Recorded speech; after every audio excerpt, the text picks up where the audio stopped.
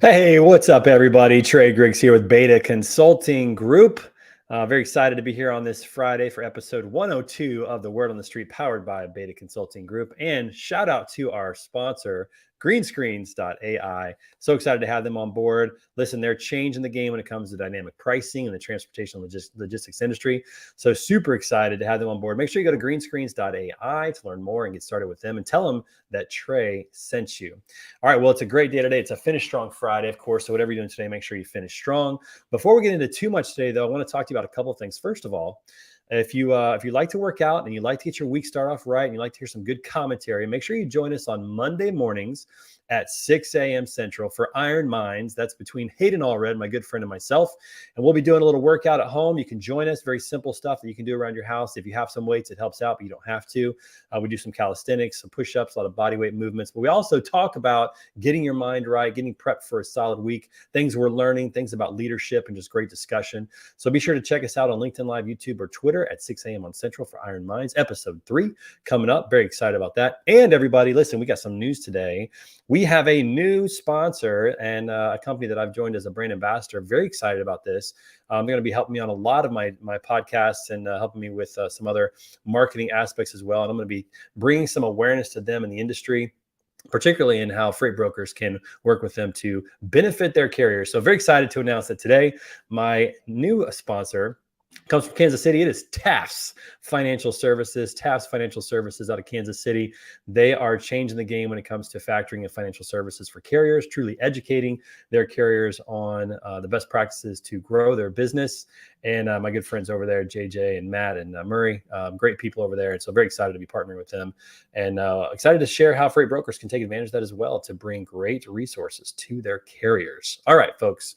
So we are going to go ahead and jump into today's show. Got to bring the street crew on one at a time, as always, as we do. I finally got to meet this guy in person for the first time. I couldn't believe it. I've known this guy for like 2 years. Haven't had a chance to really spend too much time with him, but please welcome to the show my good friend, Coleman Ruffin. Are you working? What kind of work do you do? Hey, love this song. Great way to kick off Friday, going to lunch, and it was a pleasure to finally get to meet you in person. It was way overdue, my friend. Dude, that song is fire, man. I absolutely love that song. And man, it was great. Like getting actually finally seeing you at TIA. You're much taller than you look on camera, I will admit. I got a picture later in the show to show that. But yeah, definitely a little taller than I thought you'd be, and I'm not very excited about that. I'm not gonna lie. It just keeps reminding me that I'm so stinking short. It's just ridiculous. All right, okay, everybody, listen. So this lady has been off the show for a couple weeks because she's working hard, growing her company, a family-owned brokerage that's just killing it over at Zen Freight Solutions. Everybody, give it up for my good friend Raquel Packets. Hi, everyone.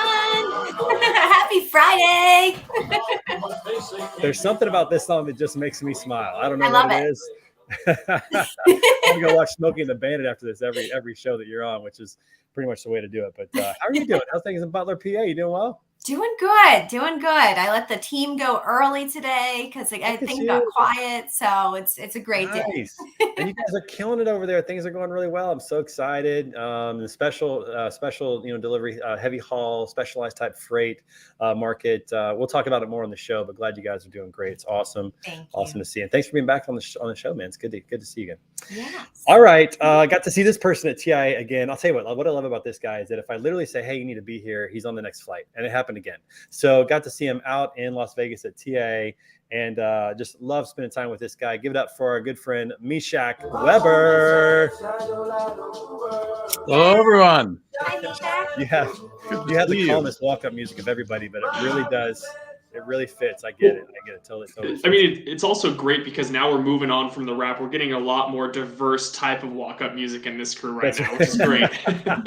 That's the truth. We're definitely getting a little bit more diversity when it comes to that. So, all right, next on the show, coming to us from Chicago, Illinois, not too far away from us, my good friend up there at BWS Logistics, Rob Bussey, y'all.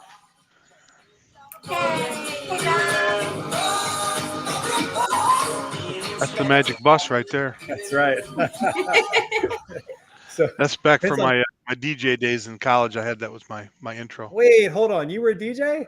I was a DJ. Whoa, are you serious? Okay, listen, I was a DJ. WLRA 88.1 FM to the left of your dial. So listen to that voice. You got the radio voice. So you were a DJ on the radio. I I was. like it. So I was a DJ at parties. I was a DJ on the It radio. wasn't that good to do that. You have to be better to do that. No, see, I think it was easier at the parties. I'll tell you why. But I had a show on Saturday mornings in college for 2 hours. I was a DJ there, and I always played the songs that I knew that the girls in Ely liked to hear. It's kind of my way of doing that. And my wife was one of the people in that building, and I knew what her song was. It was by a band called Nouveau. I played every Saturday. But here's what I think is easier: being a DJ at a party, because they kind of tell you what songs they want to hear, and you just play them. Like, there's not a lot of talking involved. People are just dancing, having a good time. Like, it's the easiest $250, $300 I made at that time of my life. And it's always the same songs over and over again. It is. It's Celebration by Kool and the Gang every time, right? Yep. It's the same songs, but everybody loves the DJ. Even easier now with the digital platforms. It's ridiculous. Anybody can be a DJ. I mean, you could do it. You could literally do it with your iPhone. Exactly. You just buy a few speakers and you're absolutely in, which is great. So I did 99.5 WLL Minneapolis, Minnesota. Jeez. We've all got a little bit of, I love it. So I was 99.1 KWJC, Kansas City. That was we were dance radio in college. You never forget your call sign if your call signals if you've been in radio, that's for sure. So all right, next to the show. Listen, this guy didn't send me his walk-up music, so I'm just gonna create one for him. But I'm so excited to have him back on the show. This guy's so busy. He's doing all kinds of crazy good things, growing like crazy. Had the chance to share the stage with this guy at TIA. Everybody get it up for my good boy, my good friend, Chris Jolly. Yay! Oh, boy.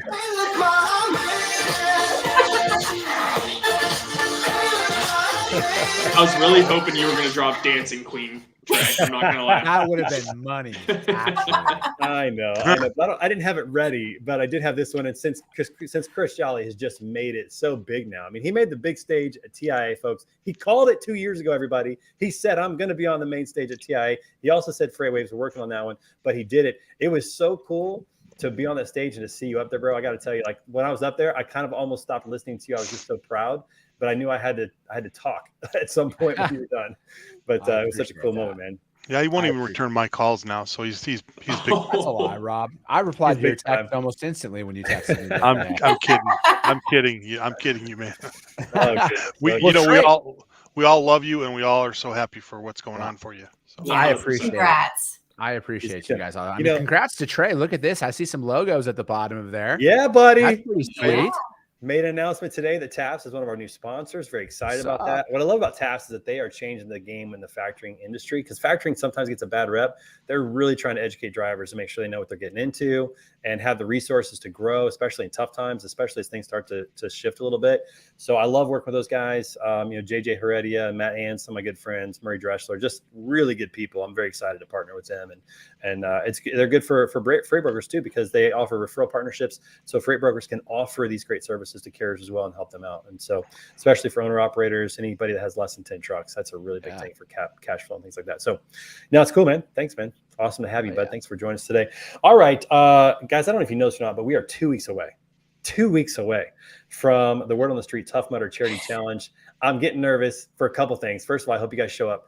Second of all, I hope I can make it 9 miles and 30 obstacles. But the guy who's really been behind the scenes, putting all this together, been so helpful in all this, my good friend from Madsen Logistics. Everybody give it up for Greg Roberts. Yeah. I'm so happy. I love a little Nirvana in my life. Love a little Nirvana in my life. I feel like I got to get a new walk-up song though, because it's a little slow, a little mellow, like. But it's who you are, right? I mean, it's okay. Like it's who you are, and there's nothing wrong with that. So, but no, it's good. How are you doing, buddy? Are you ready for this thing? Are we gonna rock this or what? Oh, I'm ready for it. I think it'll be interesting to go through. I think it'll be a lot of fun. I'm excited to get to meet, because I know Jeff Combs. I've never met him before outside of Zoom and things like that. So I'm excited to meet him and get a chance to see him in person. He's so humble, just a neat dude, and he just wants to help people. You're gonna love it. I can't wait. Raquel and John are coming in. Hayden's coming in. Diana's coming in. So we'll see what the crew size actually looks like. Unfortunately, Raquel with that ankle, that's a bummer. I know. But we need all the cheers, and you need to drink all the wine you can. So it's gonna be fun. I'll be there and cheering everyone on for sure. That's right. It's gonna be great. All right, everybody, listen. It's time to bring on our special guest for the show for episode 102. Had the chance to meet this person about a month and a half ago through Kyle McNaught, I believe, connecting us, if I remember correctly, McNasty, McNuts, whatever you want to call him here from the show. Had a chance to meet this woman who is really on a mission to revive an organization that really needs to be at the forefront of transportation logistics. And so very excited to welcome to the show today my good friend Jennifer Karpus-Romain from the TMSA Executive Director. Welcome to the show. What's up? Hey. Hello. Hello. She's ghetto too. Yeah. I am. Yeah. It just makes me happy and like gets me ready to go. I love it. So, you know, I love Macklemore for two reasons. One, his music's just good. I mean, his music's really good. So that's number one. But number two, he loves to play golf. And so, you know, I feel like we could be friends. I feel like if we live in the same city, maybe we could be friends. Maybe we could play some golf, and that would be really fun. So anyways, how are you? I'm good. How are you? Thank you guys for having me on and for all of you guys being here. This is fun. There's so many people to talk to. Yeah, welcome to the show. And, you know, there's space for two more out there. I don't know who else is coming, but we got space for two more. We'll see who jumps in later, and that'll be great. But it's great to have you on the show. Tell everybody a little bit about yourself, and then tell everybody how you ended up as the executive director at TMSA.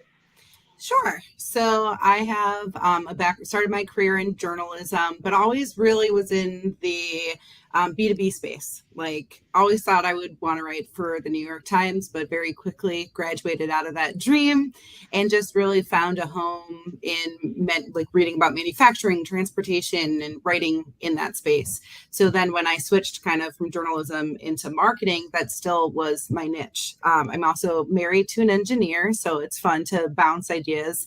We're very, very different people. So it's always funny that we kind of overlap more in the professional world than we thought we would. But and then I started working in the tech space and selling kind of CRM, CX type things into transportation. And that's really where I came into TMSA. So it's been a fun ride because I took on the association in the executive director role very end of last year, overlapped a couple months with the previous management company, and then really full start go in January to start to really push things forward. But I started with the association as an affiliate member about 5 years ago and really just fell in love with the concept, which is it's the Transportation Marketing and Sales Association. So I always kind of laughed because it's right in the name what it is. We really target our educational opportunities, networking, events. Everything is geared towards the people in the sales and marketing roles inside transportation and logistics. And the reason why this is so important, which I'm sure so many people know, is that if you're working in a sales or marketing role inside transportation and logistics, chances are you don't have this huge team with you that can just execute all of this work with you. So where are these professionals going to network, to bounce ideas off of each other, to brainstorm? Where's that space for them to all come together? And that's really what we try to be. We're a trade nonprofit fully dedicated to providing the best content, the best education at events, and then really working to upgrade some of these things so that we take the very best of what TMSA has been and really modernize it for the future. I think we've all kind of taken a step back and thought about how is our technology working? How are we doing the best for our customers or for me, the members? How can we move everything forward? So really just working very hard and diligently to put the best foot forward for us. And it's kind of fun. It's weird to think about because TMSA in some iteration, like it had a lot of different names, but it actually started in 1924. So that's 98 years ago, which is kind of like what we're I would love to know in those early days, like what they were chatting about and how clearly driver shortages and rates. No, I'm just kidding. That's right. And so through the newspaper articles and ads. So it's like just kind of so funny to see the evolution. And I think we're in this huge step of turning the next page for what this association can be. Yeah, without a doubt. And by the way, for those of you who are on the show and as well as those on LinkedIn, if you go to the show notes, you'll see that there are some polls today. There's one about marketing. So I'd love for you guys to take that one. It's actually the last one, the first one, I think, in the show notes today the marketing poll. So go ahead and take that real quick while we actually make an announcement. So Jennifer, there's some big news coming up. First of all, we already know that Blythe Brumleve, our good friend, who occasionally comes on the show to talk about how bad the Jaguars are. We know that she's going to be at TMSA at the event coming up in June, the Level Up event, which is June. Tell everybody the dates again. It's June 5th through 7th at the Gaylord Palms in Orlando. Excellent. We also know that Chris Jolly is going to be taking the stage. He's going to be speaking. Watch out, everybody. That's right. So, we'll see how that goes. But we got some news today. So do you want to make a quick announcement to everybody? So we are very excited to announce that Trey Griggs is also going to be our MC at the show. Yay! Oh, there we go. That's what I'm talking about, everybody. Yay. Let's go. Oh, Wait, that's is so fun. Is this I'm the so happy is for this you. the co-MC thing you did, or is this a different one? Dancing Queen should have been The yourself. co-MC thing? What are you Didn't talking you about, do Rob? Didn't you guys do an event where you announced that you were the MC and then someone else jumped in? Oh, And said, yes. No, No, I'm the MC. So that was actually TIA. So that was a Okay. little fun promo that we did with Ann Riccio. Yeah, that was and funny. Mike Riccio. But you're By the way, you're getting a solo gig now. That's good. so now I get a solo gig. It'll be kind of fun. So, and I get to announce Chris Jolly on the stage, and I'm not sure what I'm going to do with that yet, but there's going to be something around that that's going to be fun. It's not going to be a standard introduction, is all I'm going to say. Jennifer, All right. we'll talk offline about it. Well, and I was going to say too, for those that don't know, Trey actually has the bouncing capabilities. He was a bouncer at one of the events at TIA, where if anybody got rowdy, it was his job to kick them Yeah. out. So. I don't think Trey's going to bounce me anywhere. But So, all right. No, Okay. not at our show. No, sir. I gotta explain this. Okay, so at TIA, they want to have people in the sessions in case people break the antitrust laws and kind of like either get it back online or remove people from the episode. We were on the education committee the program committee talking about this, and I said, hey, just put me wherever you need me. I'm there to help out for this weekend, whatever. So they put me in this role of bouncer. I'm like, I don't think that person has ever seen me before. I mean, I'm the smallest guy in the room. How am I going to move anybody out of that room, right? So it's kind of comical that I was in the back, like trying to keep things straight. But people look at me like they look at a fifth grader, like, okay, whatever, okay, kid, it was whatever. really weird. I didn't know how he got a flashlight so fast. He had flashlight and a key ring. Like it I was did. very That's odd. true. Listen, hey, one of my favorite movies is Night at the Museum, Roadhouse? right? Oh. No, Night at the Museum, and I'm not a Ben Affleck fan, but a Ben Stiller fan. Sometimes I even make his facial expressions. I did when I was a teacher. I got that a lot from my students. I thought I was like Ben Affleck back in his Meet the Parents days. But I'm a big fan, so I bring it with me, Chris. I got to be prepared, man. I can't, I get called into action. I got to do it. You know what I'm saying? Were you more of a Zoolander, only one look? Can't turn Blue left. Steel. Exactly. Can't turn left. That's right. Okay, so the event's coming up, Jennifer. It's in June. It's in Orlando. And tell everybody real quick, why should they consider signing up? Why should they go right now to the registration page and sign up for this event? So the registration link is events.tmsatoday.org if you are interested in looking it up as we chat. But really, the theme is level up, because that's what we're all trying to do. Coming out of COVID or wherever we are with that, but really just assessing that now people are looking at the supply chain like never before. And we know what's been working and what's not working, but we're still trying to improve and to get better. And so we are, the whole theme of the show is how to do that. So we have some great speakers that will be coming, and then also headliner speakers that come on the main stage, and then we have some great breakouts that really divide things up for sales and marketers. It's just really exciting, our events or our speakers, and locking in all those sessions, and we'll get finish that up this week to get that up on the site. But I'm just so excited, the energy that's coming off of the speakers and the education committee. It's just energy that I haven't felt in a long time. So how do you want to level up? How do you want to get better? And then the networking too. That's a big piece of who we are, is really finding those people that are in similar roles to yours, but also the people that might be on the other side. So I'm a really big believer that sales and marketing should be aligned, and we should better understand what that other side is doing, because that's going to have the best output. Like my favorite things to do when I was in marketing is to go on sales calls and to be a fly on the wall, or to really meet one-on-one with my sales director and ask them, well, like, is this collateral I'm making for you even doing anything? Because sometimes we're free to ask that question, but it's a really important one to know the answer to. So I think it's really cool to see more of those people who are bringing a sales and a marketing person from the same team. Like that's really great, but also just having that other side, people you can talk to. One of the biggest things that we do at the show, or the most successful, is our lunch roundtables, which are working lunches, which normally people don't like because you're like, that's the one time I don't have to be doing anything. But what we do is we pick trending topics, and you can pick which topic you want to sit at. And it's literally a table of people that want to sit and talk about the same thing that's been keeping you up at night. And cool. there isn't this like guarded feeling. Like that's really when I came into TMSA, I was like, wow, this is really welcoming, and people are actually talking and not just avoiding questions, which you get sometimes when you go to events like that. But it's like everyone knows that we're having to talk about recruiting and retention. Like that's not a secret for anybody, but how you're doing that and maybe what the next step is for that, or trying something new, that's really what is valuable. And so that's always a really, really big hit at the show. Yeah, I love that. And the coming out of the pandemic, we're having to do sales differently. We're having to manage sales differently. We're having to do marketing differently and communicate differently. There's new technologies now that we're using that maybe we hadn't even thought of before.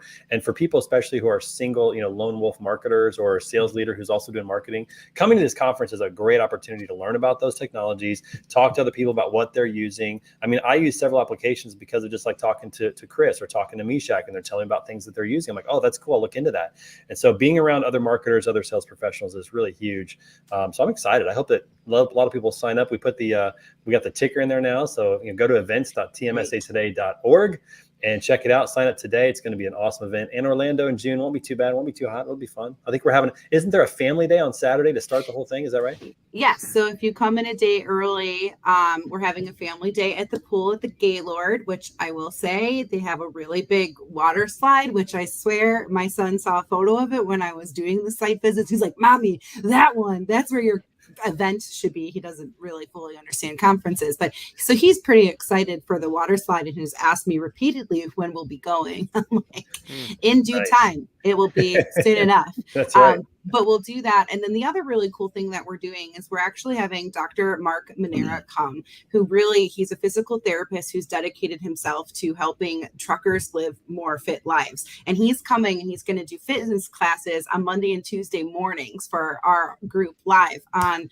the lawn in Orlando at the Palms. And I'm so excited because that's the type of energy and excitement, and just, going to these conferences can be kind of hard, especially after COVID, when we barely leave our houses, to have to engage in person that long. It's kind of good to get some energy it's out. so good. Before I think Chris, you'd probably echo and Coleman this, like the energy was so good at CIA. I think everybody's ready for it. They want to do this. People have been itching for stuff like that. Yeah, no doubt about it. Okay, let's look at the poll real quick. We got 6 responses. We're going to look at this and see what we think. All right, in general, how do transportation companies view marketing? This was actually a hard poll for me to write, and the questions probably stink. So, the peanut gallery, pipe down if you don't like the questions. All right, so in general, how do they do it? The majority of us think that it's good to have but not required. And I think that's true. That's what I put. One put absolutely critical to success. I think it's very rare to find a company. There's some out there like Freightvana. Chris, you and I know this. There's companies like Freightvana that they value marketing above almost just about everything else in terms of their approach. But man, a lot of companies don't. Why do you think that is? I think it's because people, and marketing is a little bit more obscure than what sales does. Sales, you can measure it a lot easier. And so when you look at marketing, while it is very important and critical, it really doesn't have that. This is a KPI I can put there that we know turns into revenue that has this amount of margin associated with it. So it's difficult to measure. I think that's kind of the key factor. Yeah. Direct association is very critical, or very difficult, I should say.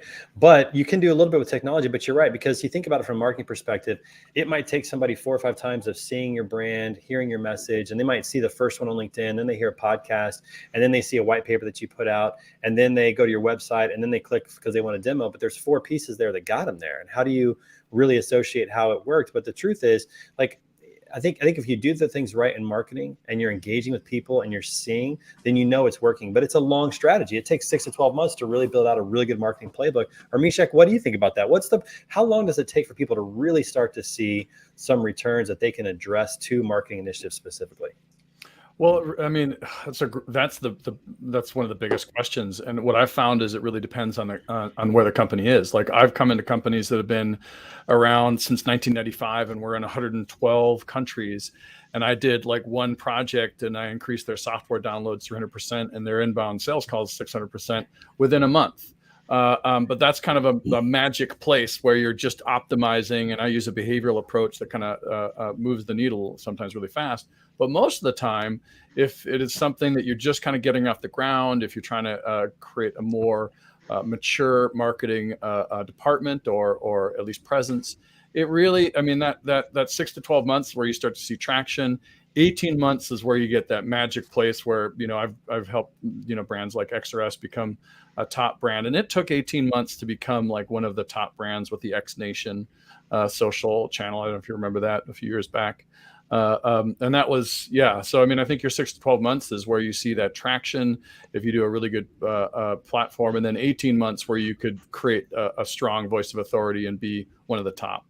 And let's be honest, how many business owners are willing to invest for 6, 12, 18 months to actually see that type of return, even though it's incredibly critical? If you have a 5-year plan, 6 months is not that long. So if you're only thinking short term, then it's hard to make sense of it. But if you're really thinking, hey, we want to build a brand and a name and a culture and identity for our prospects and our customers, then it makes a whole lot of sense. Mishak, I want to come back to you on a question, but we do have another guy in the green room, everybody. Our boy McNuts is in the house. Everybody give it up for Kyle McNuts. Maybe is Kyle in the show. False start. There he is. I got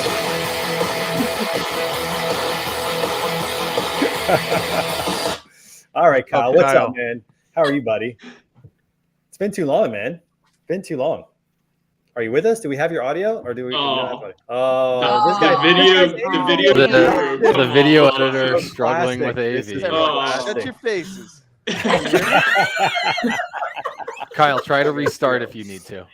Yeah, restart. Oh, thanks a lot, Greg. Unplug and plug it back in. That always works. I'm sorry, I'm on a more sophisticated platform than every one of your Windows PCs over here. I'm using something that's a little complicated. Only Chris Jolly would understand what I'm doing.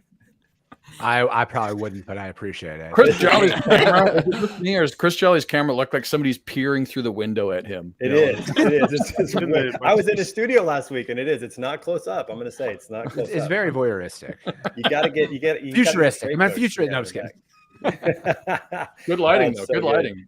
So, Kyle, let me just say something real quick. The greatest professionals in any industry make the difficult seem simple. I'm just going to say that. All right, shortstop makes a tough play look easy, bro. So if you can't miss get every shot you don't take, settle down. I've watched every motivation thing. All right.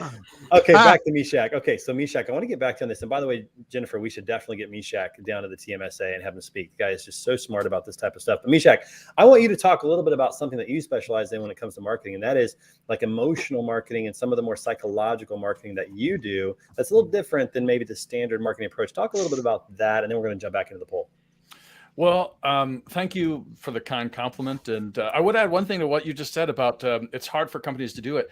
That'll change the more companies that do that. I've seen it in other industries, and the transportation tech sector, which I've worked with for 12 years, they're getting really smart about that because they're seeing other successes, and they're seeing more and more how you can measure. So I think that will change. And the early adopters right now are the ones that are going to have like the fast horse lead, and it's going to be hard to ever catch up with them. But to answer your question, I mean, essentially there's coming out of positive psychology and what some people call behavioral economics. There's a new kind of understanding of how we learn, how we make decisions, how we act, and how we create new habits. And the best way I can show this as an example is how many people are seeing how the world is changing because of Facebook and Instagram and the like. Well, a lot of that came out of Stanford, the labs out of there with BJ Fogg, which he taught what people call the Facebook class.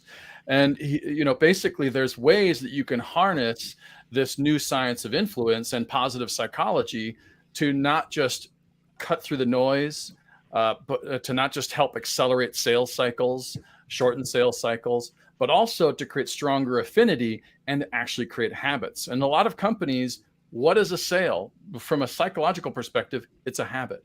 What is, a return customer? What is somebody who comes back to your website? As Nir Rao talks about using hooked, where people keep getting hooked and come back again. Those are all habits. So when you think about it, a lot of things that we're trying to achieve in the company are habits. And so understanding the science of habits can make it a lot easier and a lot faster, and actually make it a lot more measurable and less kind of just like, is it this pretty picture or this pretty picture? Well, if you look at the science, you can actually say this one's better. I love that. And some people who know me would say that I have a Chick-fil-A habit. They have definitely done the job. Some would say my wife has a Kohl's habit, and they're both really good at return customers. I don't know if you guys have the same addictions and issues as we have, but definitely habits in terms of buying. Chick-fil-A is money. Chick-fil-A is money. It's so good. It's so good. It's just, I don't know what they're making. I think they're making it with crack cocaine. It's just so good. I don't know what the deal is. All right. I wouldn't even care, honestly. It wouldn't even matter. I still could. All right. Okay. Moving on. Question 2, which social media platforms does your company use to market? So most of you are using LinkedIn. Of course, that's very business friendly. 5 using Facebook, 4 Twitter, 5 Instagram, only 2 on TikTok. Raquel, shout out. Raquel on TikTok. Chris Jolly also on TikTok. And 3 on YouTube, and then others 0 in that regard. It's interesting. I think this is an interesting dynamic, because as social media platforms evolve, they tend to become a little bit more businessy in nature. Facebook kind of became that way. Twitter's now very much, I feel like, a business and politics platform more than about anything else. And now we're seeing TikTok and Instagram kind of follow that suit, even though it's very much personal and pictures and videos. It's becoming more business oriented. And the truth is, the people that you're trying to sell to from 8 to 5 are laying in bed at 10:30 scrolling through TikTok. They're laying on the couch at 9 o'clock looking through Instagram. So not being on those platforms in some fashion or form to connect with those people, I think, is a huge miss. What I do think is true is that this is where I think CEOs and salespeople need to be more involved from a personal standpoint, just to make those connections. Because if you're just putting business ads on TikTok, scroll. But if your CEO says something valuable, then you might stay and watch it. So learning how to use TikTok and Instagram and some of these other platforms to promote your message and to create that, as you called it, Mishak, kind of that addiction or that habit, that customer awareness of who you are and building that trust and emotional connection. I think it's critical for companies to jump on board. What do you guys think? 100%. You have to understand who you're selling to or trying to build that brand around. And I love what Mishak said is it all comes down to human habits, right? You have to follow where people are going to, whether it is that new trend in TikTok, new trend in Instagram, something along those lines to reach your audience. Yeah, it's great to be on one type of social platform, business professional like LinkedIn, but exactly like you said, outside of those normal business hours, I would be willing to bet that the majority of people aren't necessarily scrolling through LinkedIn as their first go-to of, hey, this is where I'm getting my content. They're going to be on these other types of platforms. Maybe Chris Jolly. I don't know. Maybe Chris Jolly. Yeah, but he's an outlier there on that one. No, I think you're right. And it's interesting. Like, how many of you, you end your day or you spend maybe part of your evening maybe decompressing on social media? Just to raise a hand. How many people do that? Most of us, right? Most of us do. Greg would be the lone outlier. Greg, I don't know. You're like making derby cars. I don't know what you're doing, but you're not on social media, right? What do you do at night to decompress? Are you a reader? Are you sit around and talk to people? I don't know. I do most of my decompression throughout the silent day. In a dark room. little bit of that, some crying. I prep for the next day so I have less stress the next day. That's what I do. It's all that. Well, what a healthy habit you have. Yeah, routine helps. Yeah, no, I think you're right, Coleman. I think that's where people are, and you need to go where those people are and just understand what they're doing. There's different messages for different platforms, but if your CEO says something, or if your sales team is doing something goofy on the sales floor, having fun, hit record and throw that on TikTok or Instagram, and just start to create a message just around the culture of the company and what you're doing. There's just so many things you can do with the social media platforms. But if you're doing that, if you're just putting like fun, goofy stuff, no, you're doing it for culture. Like, you aren't doing it for sales. Like, that is to showcase your culture, showcase what possible new talent, how you're going to do talent acquisition. you got to think, like Coleman mentioned, think about who your audience is and why you're purposely doing stuff. You can't just randomly show the TikTok floor or show your sales floor and be like, oh, cool, look how fun we are. And then the next video is for like your consumers or your possible prospects. Like you got to think harder. And that's honestly why a lot of people don't care, why it's a lack of priorities, because it isn't a simple, cool, I did this and now money's please. It is, you got to think hard about this type of stuff. And you got to be creative, which business hates being creative. They just kind of want to copy whoever they can. So like, don't get it twisted. Your personal TikTok, you, Trey, running in your gym basement, doing burpees that you don't even fully extend. So really, is it a burpee?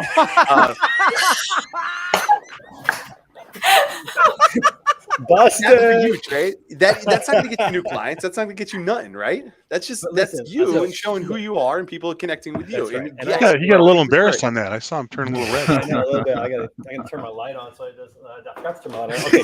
So one of the powerful things about social media is that authenticity, especially for younger generations, where they were raised in a world that was so noisy. Authenticity is king. Like if you see something that looks authentic, if you can trust it, well, then it ripples into all these other decisions you make around the company. And that's how you can really start to make those kind of random moments, as long as they feel authentic, drive your preference. And as one analyst said, one researcher said that like any purchase decision above the size of a toaster is actually irrational, but it is predictable. And that's the power of marketing, is that you can do that predictably irrational thing and just start to clean the clock of the competition that's just going, oh, what is the feature? And they're missing out on the opportunity to kind of get somebody to go, I like this guy over here. Yeah. That's what I do business with. Well, here's what I'm going to say. But that's the hardest part, right, Misha? I got to challenge you, Kyle. Listen, I totally get the intentionality of it. You got to think through these things. But doesn't even just showing your sales team culture, doesn't that eventually lead to sales? Doesn't that eventually lead to an employee that says, I want to work there? Like all of these things go together to bring an emotional connection to your company and trust that people go, yeah, I like those people. I want to work with them. So it might not be directly from sales, but it's got to play a factor. It's got to be something that goes, yeah, that moves you in the right direction. Go ahead. But how do you show that? How do you show that to your bosses? That like, hey, this funny sales video we did led to X, Y, and Z for this customer acquisition. That's the hardest part. 2 words. Steve Cox. Go follow Steve Cox. Well, that's all you got to do is enter any of your boardrooms and go, Steve Cox, Mike, I'm out of here. Because then they'll look. I'm hitting the golf course with Trey. We're going to do a couple swings. Winning. Listen, I'm telling you. I mean, that's one company. Think of all the companies that create content and stuff like that. You can say these one success stories, but you don't. You only look at the big ones. You're looking at Gary. You're looking at all these dumb guys who like sit there and live this. They're not real. They aren't doing what you, myself, all of us actually would want to do. So how do you go to your CEO who isn't bought into this stuff, who doesn't really understand social, who thinks of it as their 12-year-old daughter is doing TikTok dances, and tell them, no. What we're doing is actually going to give us customers. And how do you do it in a way that understands it? I mean, you got to speak their language. That is what sucks about social media, is that unfortunately all your VPs and your presidents and your C-suite, they have children that are using these platforms. And you're trying to say, no, this is a very important platform for us to spend money and do stuff on. And how do you explain that? If I knew how to do that, I'd be making a hell of a lot more money and I would still be as pretty as I am. But other than that, I think now here's my thoughts on that, Kyle, because I literally just talked about this exact scenario at the panel I was on. I feel like as an employee, like, because that corporate responsibility that's out there, if you're worried about one of your employees going off the rails on social media, you hired the wrong person. But B, give them an opportunity, give them a runway to prove it, because the ROI does take a lot of time. But I think after you show up with that, everybody's opinions change when they realize that there's money to be made. The first customer that responds off of that, and they're like, hey, I want to sit down and talk to you, it opens up the floodgates for it. So I get the resistance of course I do, but I think that it is a new way to leverage your sales force to market your company 24/7. I know you're just chomping at the bit to say something here, Kyle. I can see you fucking over there, but I just think it's just something else to add into your arsenal, because as a person, I can only make a certain amount of cold calls in a day, but I can post something and get 20, 30, 40, 50,000 views. And that exposure is what it's all about. It's not like a legitimate ROI. It's not. I don't ever think social media is going to be a line item execution close rate on it, because to me, it's the brand awareness of it, of the fact that when I do reach out to them through cold calls, which I still think is the most effective way to sell, they know who I am at that point, because otherwise I'm just another number calling. Hell, Chris, how many people have reached out to you for business because of what you've done that didn't when you were a freight broker, or didn't when you were calling on jobs or whatever? Kyle, case in point, I've had more shippers reach out to me not brokering freight than I ever did brokering freight. And then furthermore, with my business, when I first started doing the cold email outreach, trying to get people on the phone, not one person responded to my email, except for founders of businesses who said, hey, keep pushing forward. I don't need your shit, but just keep up the hustle. Until my videos were out there long enough to like, hey, I saw your shit. Looks like I forgot to reply to your email, or, hey, I'm going to reply to your email now. Again, I think it's the long-term ROI of it. It's not and here's the problem with transportation. There are shippers out there that add you to a lead list right away. So people think that there's a one-call conversion. That has never worked. They're a prospect until they pay you. So I think like looking at it from the entirety of the sales cycle, it's a process. But the thing is the ROI is great because it's fucking free to post. Yeah, and I don't get it twisted. I am 100% all social media, all that stuff. I honestly, Chris, I use you as an example when I talk about what people should be doing, like creating yourself as an influencer. The fact that you're getting calls, like I tell people all this time, why was I doing podcast at Freight Plus? Was because I said Chris Jolly says he gets more people calling to do work with him now that he's just focused on creating content than when he was actually doing the job. Like what you do is the exact case. And sorry, I quoted you on your own self. That's weird, right? But like you are 100% right. Like that is the way to do this. Like what you did is the best thing. It takes a shit ton of work, right? That's the thing. It sucks to do. It's hard. You got to be dedicated. And it ain't straight line. It ain't just going to be you keep doing it. It's going to make sense. It is so many pitfalls where you're like, oh man, this is nothing. No one cares about this. Why am I doing this crap? And it's like there's three big things that drive against this. Is one, people want the world to make sense and be rational. And the more you get like really creative social stuff, you realize it's not rational. It's predictably irrational, and it's not something you can control, and it's really hard to do. And then two is that and people don't want to face that. They don't want to face that. But two is that recency bias and like basically the resource heuristic, where like if you see something all the time, you think it's really easy and you think it's everywhere. And so like somebody sees Chris Jolly and they see, oh, that's easy. He's just talking on the screen.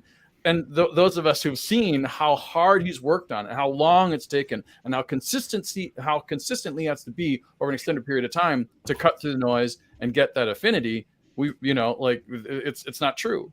And then the third and final thing is just kind of like how complicated it all is, and how like it and like I've done websites where like it's blown people away, and I've like changed the trajectory of a major corporation, and then a new CMO comes in like, oh, this is easy, and they hire somebody else and spend 3 times as much because it's like, oh, if we go with the big agency, and they tank their sales and they can't figure out why. And I'm telling them, and they're like, no, that doesn't make sense. That's too complicated. Hey, do we agree with Diana's assessment here, by the way, that Chris is hella passionate? Hella passionate. Thank you. Thank you, Diana. Diana, can't wait to see you in a couple weeks. Looking forward to that. I just throw in real fast, just so everyone knows, I've been going just as long as Chris Jolly here, and we're finally to that point that I'm getting people that have seen our name out there because we've been pushing on all these different platforms. And it's just honesty. That's our biggest thing. We're just authentic, and we just put out who we are and what we do. Yes, free shipping. Yes, everybody. Well, and I think there's two pieces that kind of tie it all together. So like I was on the panel with Chris Jolly that he was referencing too. And this is because the whole thing was like, what are your tips? Well, I think there's two things: know your audience and understand your purpose. And it bridges all those things together. So know your audience, not just collectively, but on each channel that you're going to market for. And then also, what is your purpose? Is it just to be authentic and show your work culture, because that is extremely important? Or are you trying to do the lead generation stuff and all that? Or is it a mix of both? And if you constantly keep those two things in your mind, then that will keep you on track. And I think a lot of times people don't have an idea of what they want to do, and that's where you just get the collection of just weird stuff all over the place, and sometimes it hits and it won't. So, and also that's not easy. Like, don't, even if you know Right. those two things, it's going to change. It's going to flip up. And this is, we can't hear Trey or me. I was muted. I was saying hi to Nick Rumor, everybody, because he's coming to us from England, come back from church. But Kyle, go right ahead, buddy. Sorry about that. I think one of the problems everyone has is A, instant gratification, and B, they think that, like, I hear just do these two things and it's going to stay easy, but it doesn't. Like, it is always a challenge. You're always fighting. Jolly can do it. All of us can do it. You're always going to be working. You're going to question yourself 24/7. Like, am I doing the right thing? Am I on the right path? Is this content actually what helps me achieve my goal and what I set out as my goal? Like, you're always going to be thinking that way. And it's just kind of it's our plight as marketers, even though most of us are logistics on here. So yeah, sorry for complaining about my job. No. I wrote an article about this, and I literally laid all of it out there. Essentially, all you guys are just saying that it's not fucking easy, but what gets easy is when you stop paying attention to the likes, because once you start creating content that isn't self-fulfilling and it's education based, it makes it easier because it's about who else can benefit from it, as opposed to how fucking vain can I be and think that, oh, 1,000 people didn't like my shit. Once that mindset shifted, that's when, like, ironically, that's when my trajectory I felt really started to take off, is because I stopped paying attention to the downloads on my podcast. I stopped paying attention to that shit. Like, yeah, I noticed them, but it doesn't deter me or make me think twice about if I'm going to post tomorrow or not. And I think, like, you know, I know, like, the word authenticity is thrown around there a lot and stuff, but it is literally as easy as just being yourself. If you say fuck, say fuck. Okay. Like don't try and curb it in any way, shape, or form. And I think that's where people get lost, is because they're always trying to find the perfect thing to say, and it doesn't exist. Like, your perspective is what is important, because we all retain and receive information differently. We all have different viewpoints, but talk about them. Who fucking cares? Like, I mean, I respect the fact that we live somewhere where we can openly talk about this shit. Yeah. The only problem is if you're working for a company, right? And, like, the wrong person. Is it your problem or the company's problem? I think it's the company's problem, but a lot of times, like, hey, I ain't out for myself. I'm working for a company. If I say the wrong thing, like, sure, I might have brought in clients, but if I said the wrong thing and pissed off the wrong client, next thing you know, you're like, oh, what did I do to myself? Which is always kind of that fine line you want. All right, everybody. Hey, listen, we got a full quorum today. We got another person in the green room. Everybody give it up for my good friend and working with our sponsor, Green Screens. Give it up for Kevin Coombs, y'all. God. And music now. So you haven't been here for we got to give it out to the Freight Sensei. I love this everything. I love it, man. Hey, listen, that's the Freight Sensei's walk-up song, and I love it. It's one of my favorite songs on the show. So he's G. What's up, brother? How are you doing, man? Good, man. Sorry, I was actually going to come on earlier, but I was on calls doing my job. You see that logo Outreach, in the lower right-hand corner, like my friend? See the old Green Screens logo in the lower right-hand corner? I like there? it. So excited, man. I'm pumped for what you guys are doing. Had a great conference at TIA. Had a chance to meet with a ton of people. So that was great. What are your quick takes on the TIA show real quick? TIA was awesome, man. I think it was good to get back out there, see everybody again, right? Get back in person. I think the reference I've been using with people is, like, I think everybody was kind of a caged dog the last few years, right? No, I'm ready to get out there and mix it up again. So no doubt. And TIA is a cool conference because it's like, if you go every year and you see the same people over and over, you build those relationships. And then when COVID hit and you didn't have that for 3 years, you're just like, I miss my friends. Yeah. There were a ton just of want to new get people together again. There were a lot of new people this year. It was pretty cool. So Kevin, we're talking about sales and marketing. We're in the middle of a poll. This has been a great conversation. We're almost at 50 minutes and we've been on one topic the whole time. I mean, this has been intense today. We're not even halfway through the poll. It's crazy. All right. So let's talk about question 3 real quick. What types of content did your company use to market? So 6 people website, 6 case studies. By the way, I'm just going to say, I think case studies have become probably my favorite marketing tool for salespeople, because it is your customers selling your product, and who better to sell your product than the people who use it every day. I mean, the thing I learned at Lean when I was there working with those guys is they're really good about creating events where their prospects and their customers come together and just hang out. And they're not even like trying to accomplish anything beyond that, because they know that their customers are going to talk to their prospects. They're going to ask questions. They're going to sell it for them.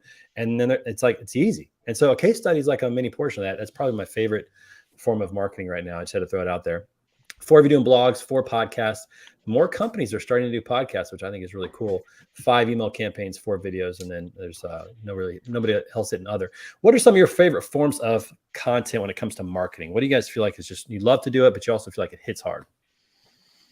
SEO optimized content can just kill her. You can just David the Goliath all day long, because ultimately it's just your writer against their writer.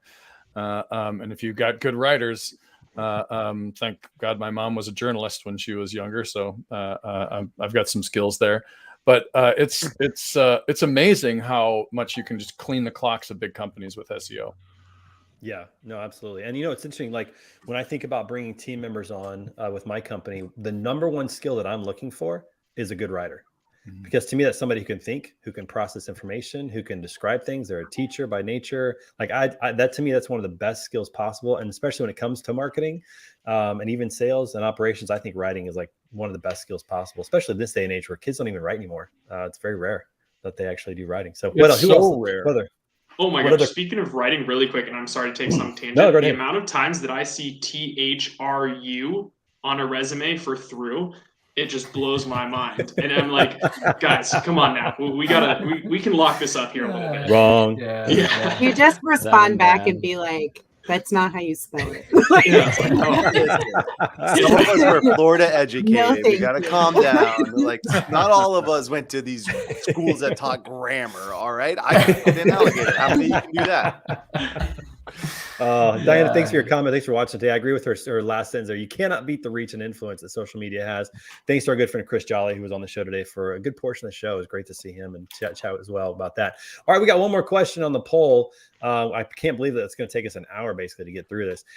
Question number 4 is, why don't transportation companies invest more into marketing? 1 of you put lack of funds, 5 lack of knowledge, skills, and 4 lack of priority. Man, I don't think it's for lack of money, especially right now when companies are really making good money. I think it probably does fall on that, either lack of priority or lack of knowledge and skills. And I'd probably even sway a little bit more towards lack of priority. The reason they don't have the knowledge and skills is because they're not prioritizing hiring people that have those skills. So I would even go back to that. Like, to me, it's just all about priority.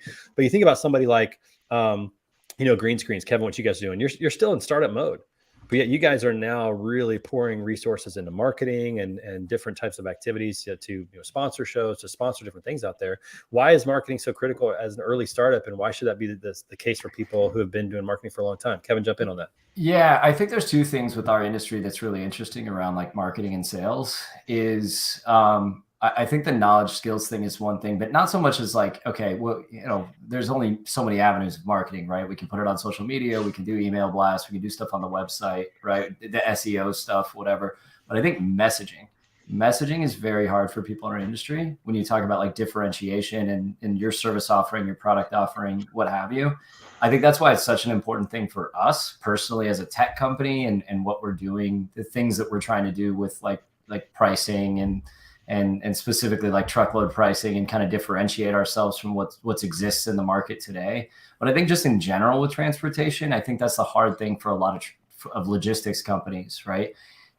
There's some good ones I've seen recently with some of the growing brokerages out there around like, their service offerings or actually, a funny one is like Steve Cox at Steam Logistics and everything he does around the no non-competes and being kind of open and honest with their approach and being candid. And Chris was just talking about this earlier, right? Like run with your message and your brand and who you are and be transparent with people and your image that you want to present to people. I think that's so important. And like Steve's not selling, like Steam and Steve aren't selling their services from a freight perspective, but they are selling their image, right? They're like, we're not going to go out and like attack employees that leave us and try to stop them from working in the industry anymore, right? And that like builds their brand as a trustworthy resource.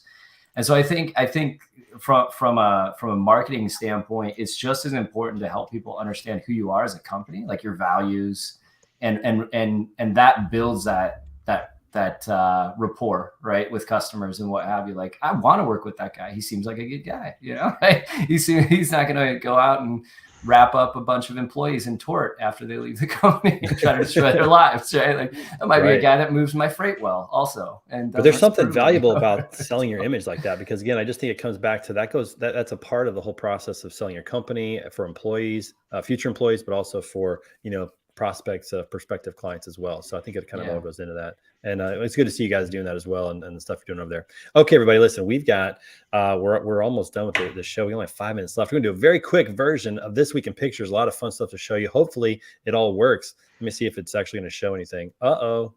Nope. That's not good. Okay. Well, maybe I'll just do this. Maybe I'll share my machine. Hey, shut up. Let me see if I can just share my screen. Maybe this will work. I'll just share the whole dadgum screen. Where is it? Where is it? Oh, I don't know. It wouldn't be authentic if there wasn't technical difficulties, right? No, it wouldn't be authentic. Okay, let's see it. Let's see if this shows anything here. Wait, where? Oh, I can't do it. Okay, dang it. It's not going to work, folks. Why is that? I was able to share the other one. Why can't I share this one? Oh, this is killer. This is killing me. Okay, I will share this. All right, so let's do this instead. So instead of that, I'm going to show you guys. You want somebody else to try to see if they can share it? See if it's just a local. Maybe. Kyle, could you help out with this? Yeah, IT. Okay. So we're going to try to share this. So this was at email it to Kyle, and then he'll hold up a. Here we go. You guys ready for this? I can't show this either. Dadgummit. Okay. All right. I'm just Trey, just do it with interpretive dance. Just Trey, have you tried closing out and starting it up again? You can play charades. You could do. Can you act it? Whoa, that's copyright, Trey. We can't do that. Cut it. Hey, so I'm so ticked off about this because I can't believe I can't share this. Okay, when we were at TIA, those that were TIA, you'll know this. There was a guy there who, okay, I'm gonna get this done. This is gonna happen. Nobody leave. All right, hang on. Here we go. Where is that at? Oh, come on. I mean, we have the Top Gun reference, so Jen, this is exactly how this all works out. Like this is the usual Trey at the end of the show type of banter. So you're just enjoying the real stuff right now. good commentary. It's just I'm so frustrated. It's just not working today. Are you on the latest edition of Chrome? I don't know. Are you plugged in or using Wi-Fi? Have you tried to clear your cache? Yeah. Are you accepting cookies right now or not? I hate everyone. Poor Trey just getting roasted. I hate everyone. You should try the basement. I hear you can have plenty of review burpees down there. Okay, forget it. Listen, there was a Top Gun lookalike, Tom Cruise lookalike that was so good. It's going to be back next week. I'm going to figure this out for next week. It was so good. They had a guy come to a booth, and he was like, I mean, I'm so mad I can't show that to you guys. Oh anyway, yeah, I was standing next to him. It was pretty good. Yeah, it was impressive. Like you guys would be just be impressed right now. Is that the same guy that also uses the AI app that kind of overlays his face, but he already looks like him, but he even. This guy's legit. No, this guy's real. He's from Canada. He did not know he looked like Tom Cruise until he came to America for school because he'd never seen the movie Top Gun and didn't really follow Tom Cruise. And I'm like, no one in your life said you look like Tom Cruise. Like it is uncanny. I'm going to send it out there somehow. I'll put it on social media. I was hoping it would be for this time, but whatever. Shut up, everybody. All right, listen. We're gonna This Week in Pictures as described by Trey Griggs. I know. Just here's a picture of my daughters in their Colombian jerseys. Here's a picture of we're gonna miss all that today.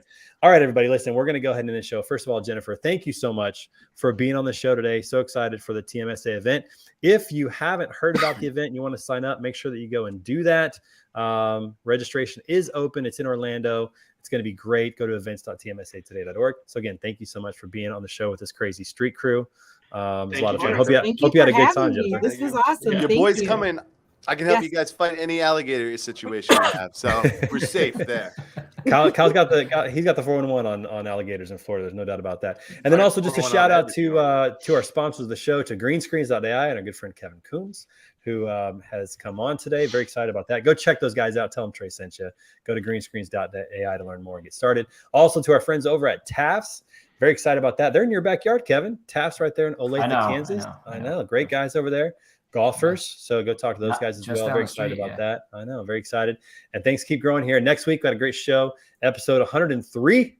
We're moving right along. And that's going to be with our friend Kyle Lintner, who is now with Breaker and doing some great things over there. He's going to talk a little about the tech that they're working on. Very excited to have him on the show.